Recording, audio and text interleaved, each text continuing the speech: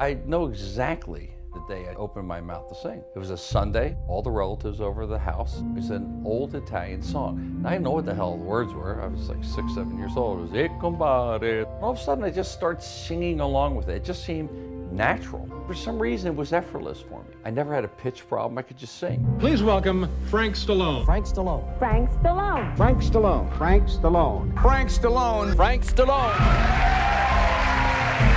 In his world and his talent, he's, every bit as good as I am at what I try to do. He's a five-tool guy. He can sing, he can act, he can perform, he can write, and he can fight like a son of a bitch.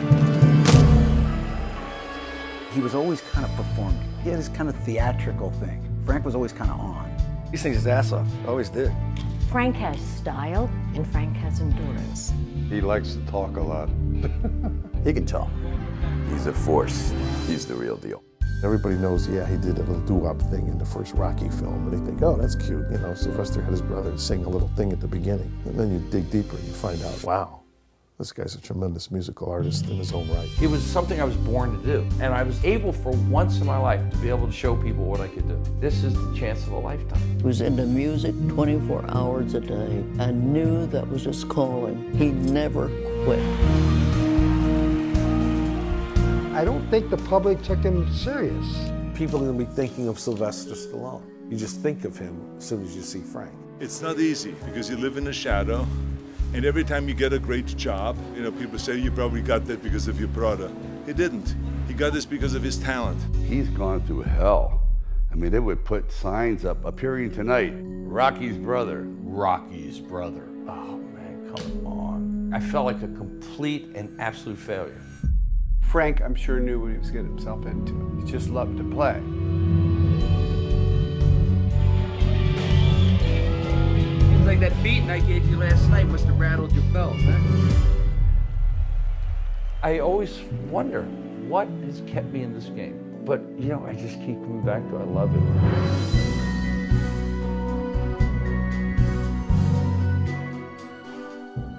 Frank. Hi, Jeff. How are you? I'm doing great. What a thrill. I'm speaking to Rocky's brother. Oh, God. I know. I had to get that in right up front. I've been a big fan of yours my whole life. I'm Generation X, and, I followed your career, and I was telling you, this is a total thrill for me. It really is. Oh, thank you, Jeff. Appreciate it. Well, let's talk about, how did this documentary come about? I mean, you've got such a long, fulfilling life. I mean, where do you begin with your life? This documentary, it seems like it was too short. Well, I've heard that from a few people that they kind of enjoyed it. They were sad to see it end. I mean, I think I was approached. I didn't have the vanity to say, hey, they should do a movie about me, And can you see me or no? Yeah, I can. Mm-hmm. Okay, cool. Yeah, I was just wondering. And so these two young filmmakers, Derek Wayne Johnson and Chris, came up to me and they said, we'd like to do a documentary on you. Of course, I was taken aback a little bit. I said, really? Because, I've just been beat up so much in my career. I didn't think, really, me? Okay. So I did it, and I gave them all the leads that I had of all the people I knew, and they took it from there. And I wasn't privy to any of the interviews at all, which I didn't want to be, because I wanted to be almost surprised in a way too, and I was really surprised. I thought the boys did a really, really good job on it. And I was actually very moved by certain things too. I was very moved by, what people said about me and stuff like that. So it was like really cool. It's actually very cathartic.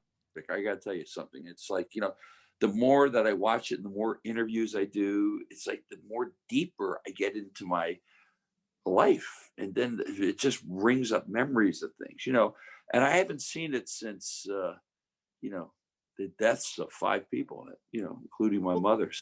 Yeah, and I was just amazed at how well documented your life has been. You had photos, you had videos, especially those family photos of you and Sylvester. I was just like, you just must have a treasure trove of your life that you had to give to this documentary. So I guess being a pack rat and a hoarder paid off in a way. Because those are all my photos and all my stuff, it's pretty cool. I mean, I kept it.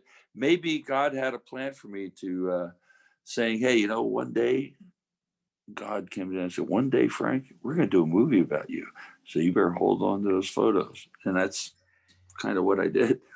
Your amazing career, music and acting, you never quit, you never slowed down. No one could ever say you were lazy. I mean, I just, self-promotion, and you did it for the love of the art, which I know you didn't do it to be rich or notoriety. So that's a true artist. It really is. Well, thank you. No, I really, I didn't get into it. I'm always a little suspect of when kids are too young and they're talking about being rich. That's kind of weird. It's like, what do you want to be when you grow up? President? That's like weird. I mean, at like 13, what do you want to do? I want to meet chicks, do it, go out and, get busy, So the thing is like when I was that young, I remember I started singing at 6, I turned professional at 15. We would make like $1. Seriously. I mean, I think the first gig we played, we made $5. So that was 3 guys. So it was like $1 something, each, and happy to get it. I mean, all of a sudden I said, wow, we're getting paid to do this. This is great. So yeah, it wasn't like I wasn't one of these guys, when I write this song, oh God, it's going to make me rich. I was like, when I write this song, I hope it becomes a hit. That would be like really cool. Cause I got to tell you, I mean, I am not shy about saying it's really great to have a hit record. It's great to have a big movie. I mean, because you get treated, well, not, I mean, this business is pretty rough, but you get treated differently. It's nice, especially when people like the movie. I've done so many horrible movies no one likes. I mean, even myself, but it's kind of cool. But Sly always called you when he needed you for his movies, and you were always there to answer the call. And it just shows the great relationship that's been between you two since the beginning. Yeah, we love each other. We fight. Listen, man, we like any other brothers, we fight. We have our tiffs, and we don't talk to each other and get all bent out of shape. But at the end of the day, you're right. If he needs me or I need him, that everything else goes out the window. Well, he's now moved to Florida. I just moved to Florida. Come down. He goes, that I can't afford Palm Beach. Yeah, I'll figure something out. I said, good. You buy the house, I'll move down there. Well, Sly said in your documentary, he won't sing if you won't act. But hey, how can you explain Rhinestone, right? Did he call you when he did that? Stop for a mumble shoot. Yeah, he's got a few gems in there, one of my favorite movies he ever did, and he can't understand why I love this movie, is Death Race 2000. It's such a weird, I think it's classic. Machine Gun Joe Viterbo. I mean, you gotta love that. It's such a cheesy Roger Corman movie. There's some movies, Jeff, that are so bad that they're actually brilliant. No one could actually consciously go out to make a movie that bad. So it's like you did it without a stream of conscious, you know what I mean? Yeah. I'm a film critic, and the first rule is no one sets out to make a bad movie. Sometimes it just happens, somebody's vision. But like you said, a lot of your films are cult classics now, Terror in Beverly Hills. I mean, Terror in Beverly Hills. I'm telling you, man, I got to tell you a funny, quick story if I can. So it was a bunch of Middle Eastern people, like Peacock Films or something. Yeah, we're doing movie, whatever. So my manager said, okay, I don't trust these guys. So every day I'd show up on the set, my manager would get the cash. So I had to drive out to Ventura. We're sitting there, and unfortunately, he's a nice guy, he's a friend of mine, but the cameraman is a deaf mute. They kept Peter Wolf, and he's a really nice guy. And he's making all hand signals going on. I said, what the hell's going on? So the person next to him is saying, they forgot to bring the film. So I'm 40 miles out of LA in the middle of nowhere, like shooting a Beanfield. And so Cameron Mitchell, who was in the movie with me, he's an old time actor from the heyday of Hollywood. He goes, in my 50 years of filmmaking, I've never saw this in my life. You forgot the film? So you have a camera. So they go, no, we do. And my manager goes, he's still getting paid. No, can he come back? He said, nah, we're leaving. See you tomorrow. And he took the brown bag with the cash and left. So that was Terror in Beverly Hills. That's hysterical. Really weird. A lot of the movies I did, isn't it strange? It's like Ed Wood. I should be like Frank Wood, something like that. Hey, Frank, in your entire career, I'm a Las Vegas native. Did you ever play Vegas? And if you did, yes. Where? Absolutely. I played the Stardust. I think I sang, at the Sands. It was like a benefit, I think. But the Stardust, I played there with Don Rickles. You see, I love older Vegas. You know, first time I ever went to Vegas was I saw Frank Sinatra, you know, at Caesars. And I used to go to the fights in the 70s, 80s with my brother, which was great. And then, you know, people dressed up, you know, it's so crowded now. I mean, God, I was there a little while back. It's so crowded. I mean, I remember 2 million of us. Yeah, 2 million people now. I parked my car, I swear, on Las Vegas Boulevard and went into Caesar's Palace. That's how far back I go. That's and I'm parking lot, Caesar's Palace in the back. It was a gravel like parking lot. We parked there and you know, go see the fights or whatever. And I had a girlfriend at that point. She was a dancer in Vegas, not a stripper, but you know, like a showgirl. And it was great. I used to go to a place called Alias Smith and Jones. I know right where that is. That's on Twain and Paradise. I know right where that was. Brewery. Yeah, the brewery. And then Paul Anka's Jubilation. All those clubs. Great, man. But it's so crowded now. It's so big now. The airport, like nothing. Yeah. It was a single building. McCarran was a single building. You just drove right up to That's it. Yeah. I remember it was great. Yeah. So, Well, but I played the Stardust. I think maybe a year, 2 years later, they tore it down. But those were the great old hotels. They were cool, man. The Flamingo, all that stuff. You know, I was surprised in the documentary how serious you know, everyone knows Sly was in Rocky and all his boxing, but you took boxing very seriously. And being semi-pro. And I found that really amazing that just how it was in the family, I guess, right? Yeah. And, you know, my brother and I used to spar, but it never went well because it's like, you know, when brothers start playing around, they always punch each other out for some reason. I don't know what it is. Could be sibling rivalry. I don't know. But we were doing Rocky 3. We were prepping for it. And we used to box. They built him a boxing gym on the lot. It was great. It was an old sound stage, wood. And we had a ring in there. We had everything in there. And people would just pop in all the time. You'd be surprised who come in there. Actors go, what the hell's going on there? Sly is doing Rocky 3. So we spar, and like all these great fighters would come in and actors. I remember I met Alex Haley. He came in. He used to come in all the time. The guy wrote Roots. Really nice guy. And so my brother and I would get in spar. And so one day it got really bad and they threw me off the lot. I was banned from the lot for like 3 weeks. I said, why? He fractured my nose. He goes, yeah, he's Rocky. You can't go off on your brother. I said, so what am I, a bag? You know, so that was fun. That was really a lot of fun though.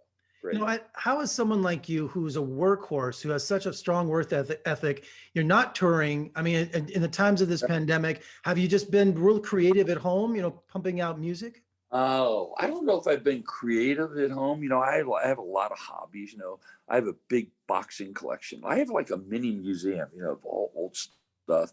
You know, I have a lot of hobbies. I'm a competitive shooter. I shoot trap and, you know, stuff like that.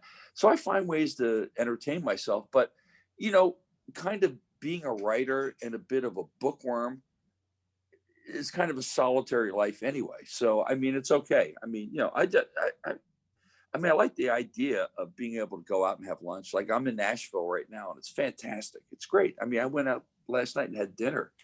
It's like almost like God, awakenings or something, you know, it's like weird. I mean, but you know, something that should be so normal, it's like really strange.